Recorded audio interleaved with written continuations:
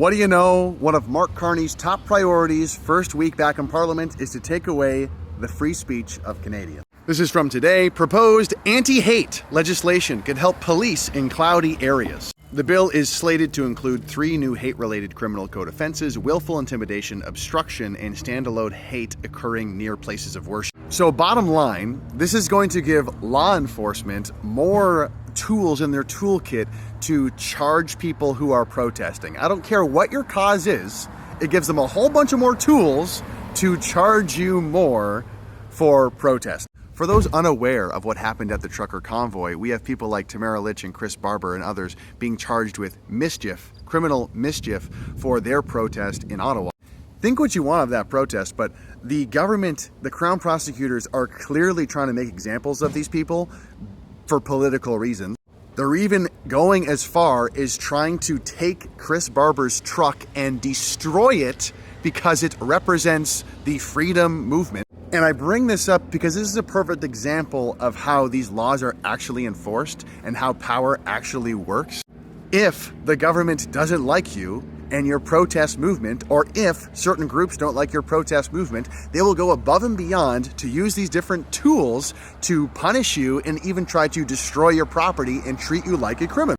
Need I remind you that there are no vaccine mandates where we couldn't even leave the country at the time during the trucker convoy. That's no longer a thing. I.e. Tamara Litch and Chris Barber ended up being on the side of the majority of the country now, since there are no longer mandates. Despite that, they were protesters who were punished for standing up for that cause, and especially punished, I guess, because they kind of exposed the corruption and the nefarious nature, authoritarian nature of the Canadian government at the time. And again, maybe you really didn't like the convoy. I bring all of that up to try and let you understand how this stuff actually works when it comes to law enforcement. A new law like this anti-hate legislation that targets protesters, it's good for 2 groups. It's good, well, maybe 3 groups. It's good for the government. It gives them more tools in their toolkit to charge those pesky citizens who are trying to protest for things they're passionate about. It's good for lawyers who are going to cash in on it. And then it's also useful for various political factions.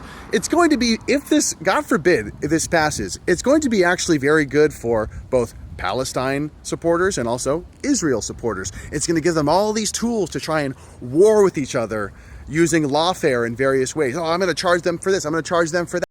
The result, of course, would be a chilling effect of just protesting in general. People will stop protesting because, quite frankly, it's not worth the trouble. There is already more than enough laws on the book that can be enforced to punish protesters who are breaking the law in a nefarious way. This is only going to give law enforcement more tools to try and chill all types of protests. Oh, but there's more. The second part of this bill is adding an offense to the criminal code, which if you committed assault or trespassing or some sort of threatening, etc., I think this might include any other criminal charge, like mischief, possibly. If it's based on hate, it adds a separate offense to this. I did a whole bunch of research on Bill C-63, the Online Harms Act, and they had something very similar to this, a standalone hate crime charge.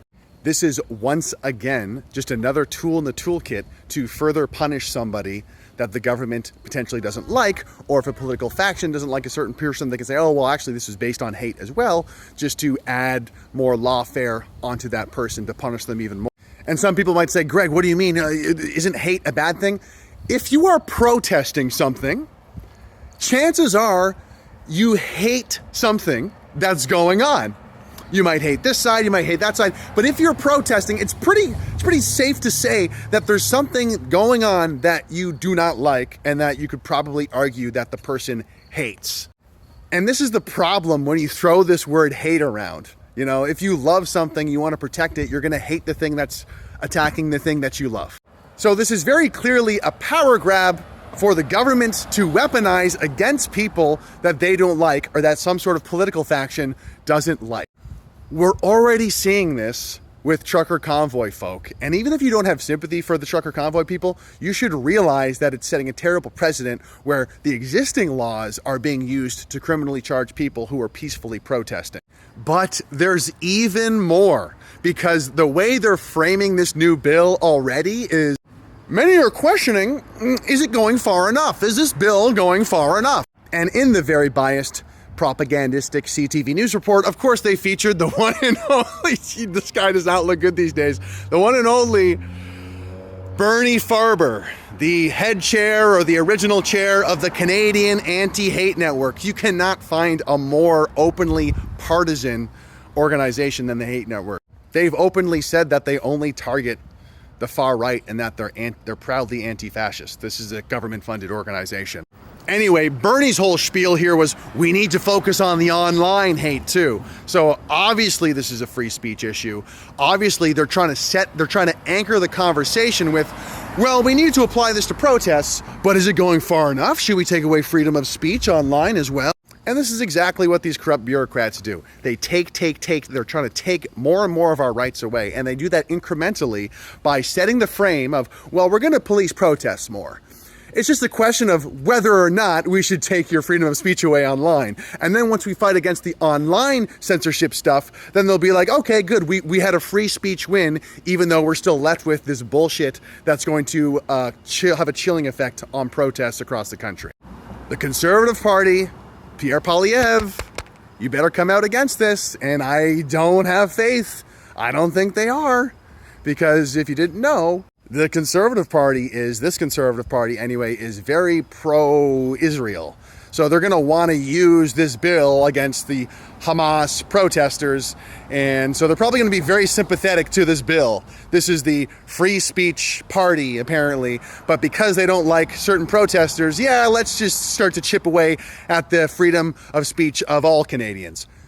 Don't do it, Conservative Party. Do the right thing and come out against this bill. All of it, not just the online stuff, also the protesting stuff.